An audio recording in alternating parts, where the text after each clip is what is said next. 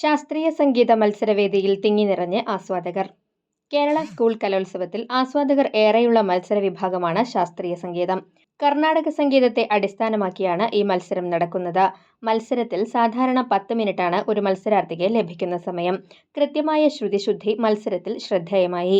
പാട്ടിലുടനീളം ശ്രുതി നിലനിർത്തുന്നതും താളത്തിലുള്ള കൃത്യതയും നിയന്ത്രണവുമാണ് കാണികളെ ആകർഷിച്ചത്.